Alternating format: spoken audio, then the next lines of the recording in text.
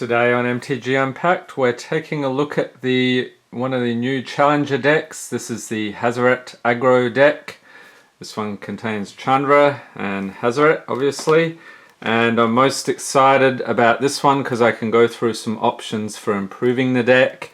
I'll be going through the remaining 3 decks over the next week.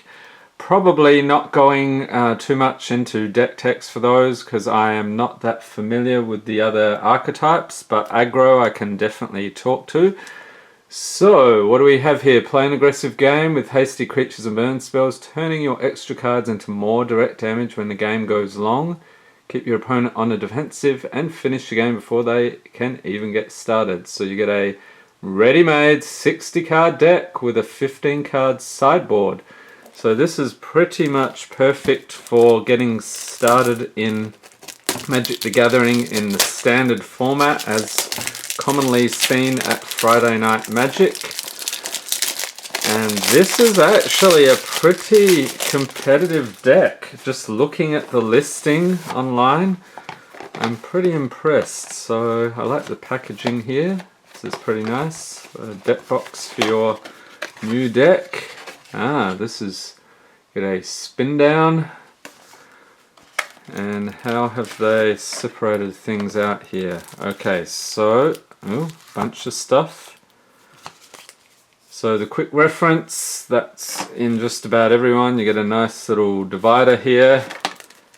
I'm guessing this is the sideboard, so we'll put that aside.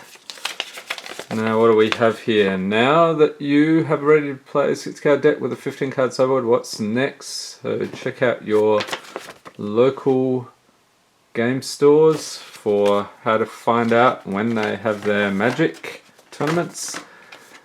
Typically Friday nights, Friday Night Magic, go figure.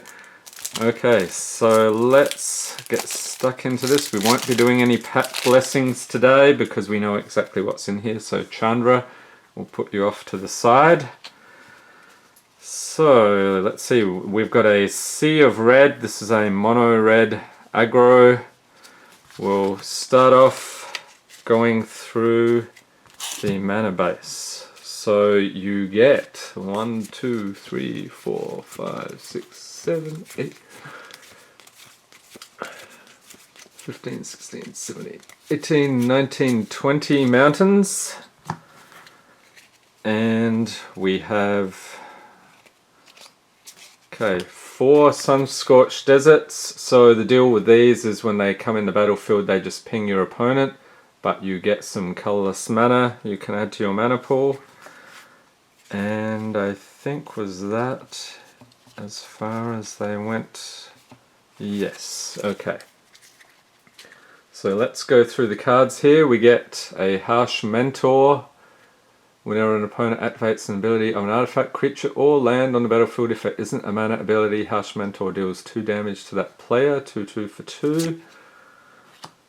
And they do have play sets of some of the cards in here, so we'll set these aside and see how many we get. Soulscar Mage, this is another good one. 1/2 for 1 mana with prowess. If a source you control deal non-combat damage to a creature an opponent controls, put that many -1/-1 counters on that creature instead. And the prowess is related to casting spells.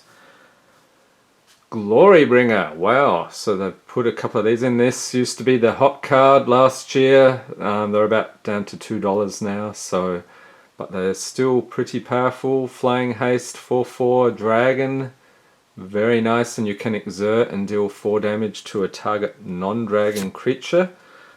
And there's our Chandra.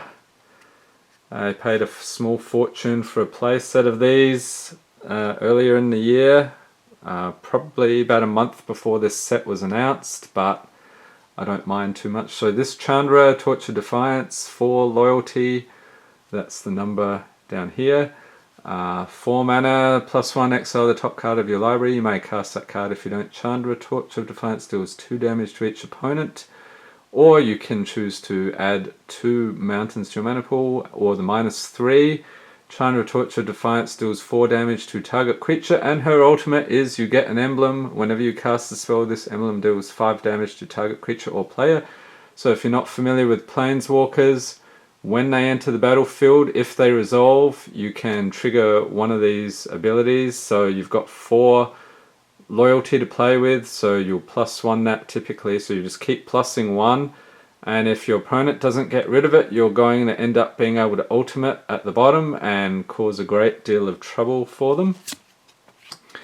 We get another Harsh Mentor, and here we have Hazoret the Fervent. This is another of the heavy hitters, was fairly expensive up until recently. Legendary creature god from Amonkhet, 5/4 for 4 mana with indestructible and haste. Can't attack or block unless you have 1 or fewer cards in hand. So this is a nice one to bring out in the late game when you don't have many cards. You can also pay 2 on a mountain and discard a card, and Hazoret deals 2 damage to each opponent. So that's pretty good. Soulscar Mage, another one of those guys. Karizev's Skyship Raider, 1/3 for 2 mana, legendary creature with First Strike and Menace. The fun thing with her is whenever she attacks, you get a 2/1 red monkey creature token named Ragavan. I wonder if they'll include him in here. He just does some extra damage and then he disappears at the end of combat. So that's fun to get more damage in. Bomat Courier, 1/1 for 1 with haste. This one, when it attacks, you exile cards from your library face down, and you can pay a mountain, discard your hand, sacrifice this, and put all cards exiled with Bomat Courier into their owner's hands. So typically you would start dumping cards underneath this one because they're exiled for the Bomat Courier.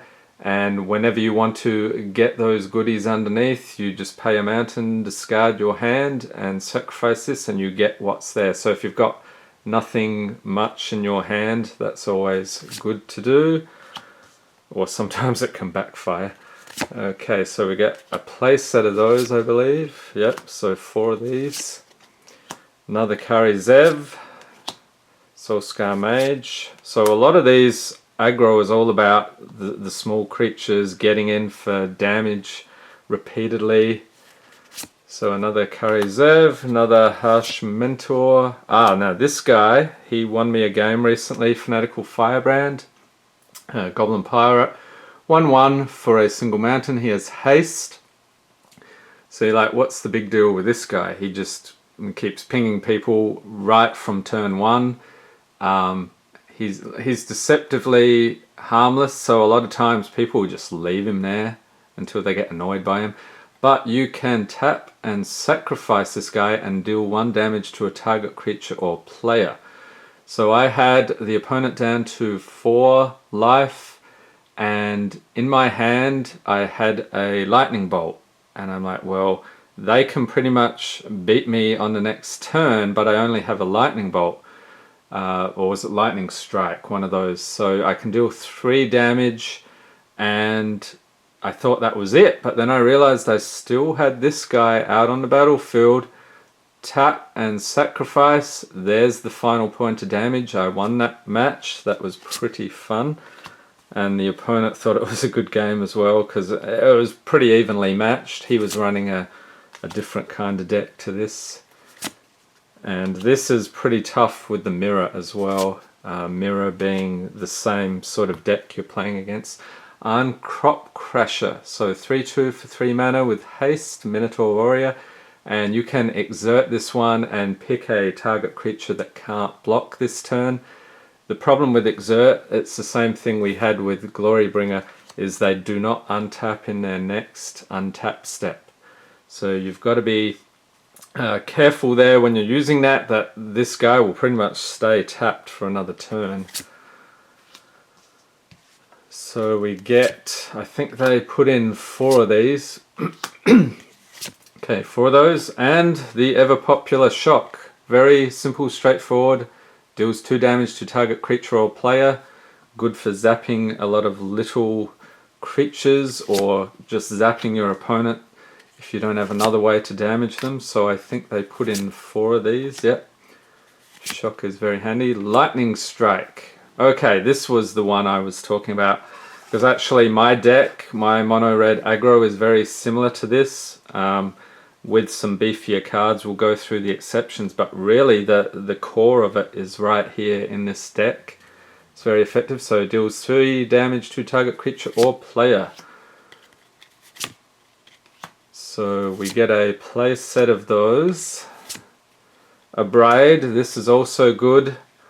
Deals 3 damage to target creature. It's an instant for 2 mana. Destroy target artifact. Now that is also useful against the Torrential Gearhulk, because those are artifact creatures. Anything with artifact in the name, you can use a Braid, kill it. Very quick and effective. Unfortunately, I think with the Gearhulk they can remove counters and deal some damage on their way out, but still very handy to have. So I'm running out of space here. We'll get 1, 2 Braids. I would probably bump that up. Maybe they have some in the sideboard. Let's take a look in a minute. Magma Spray deals 2 damage to target creature. That creature will die this turn, exile it instead. So they're giving us just 2 of those. Okay, so that is the main deck. Pretty solid here.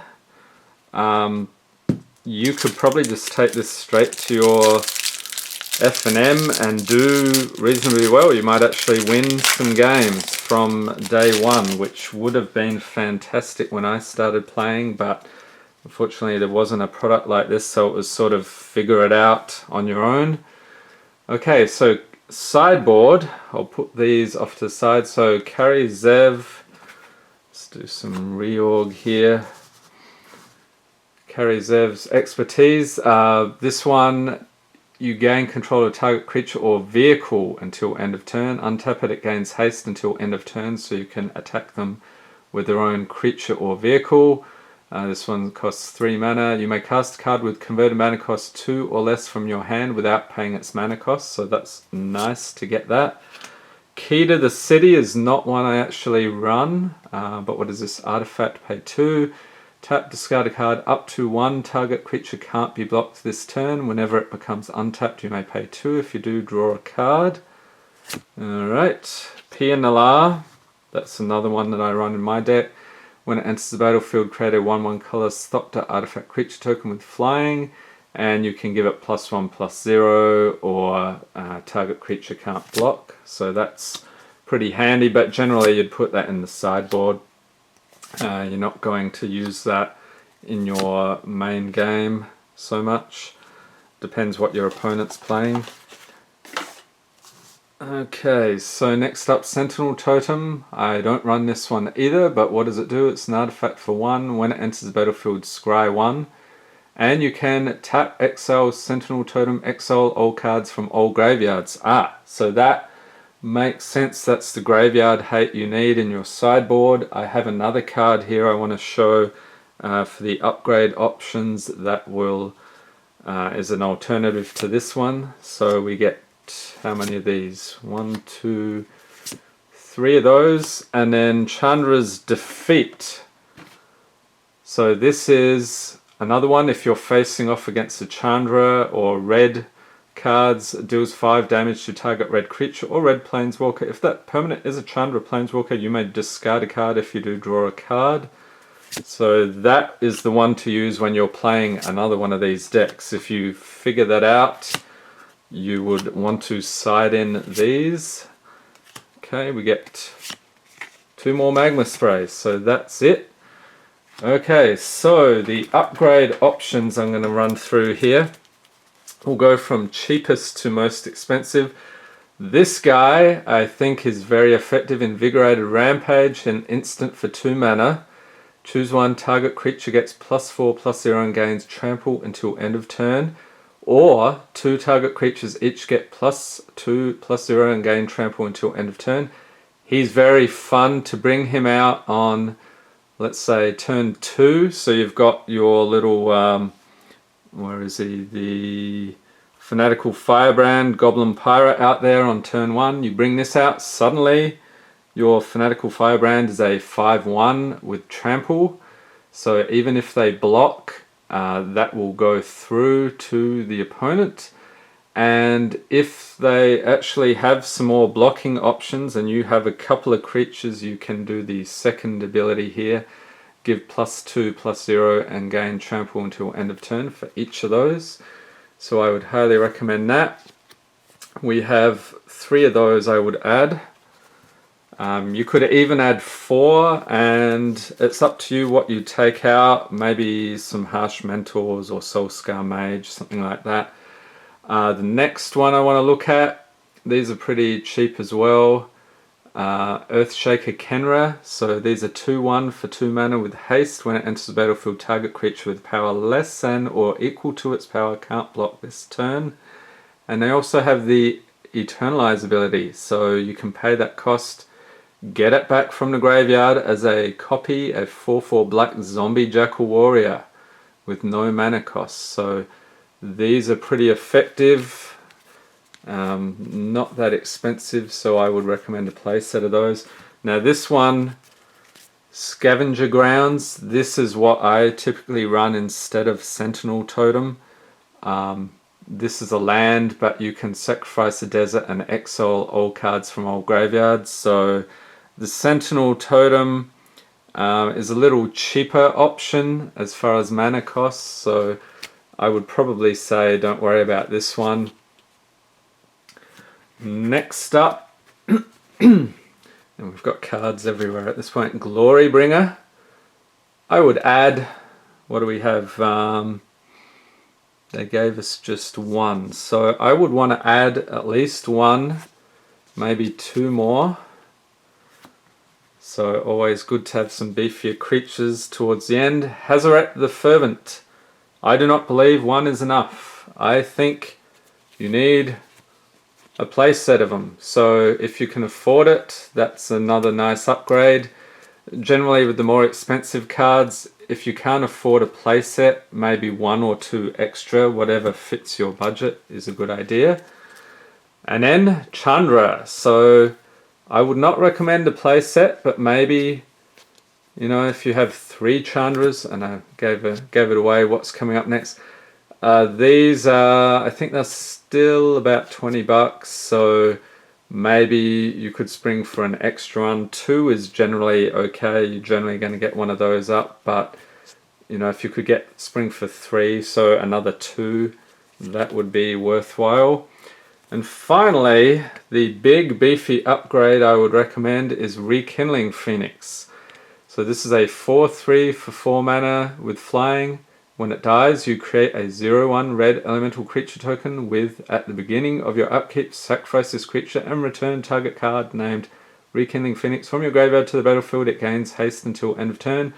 This guy just keeps coming back. The downside is people can ping the elemental creature token when it's out there. They can either kill it, it's really easy to kill, it's a 0/1, or they can exile it, or they can exile this card. So you know, there are ways of getting rid of this, but if you don't have those options, it's tough to kill.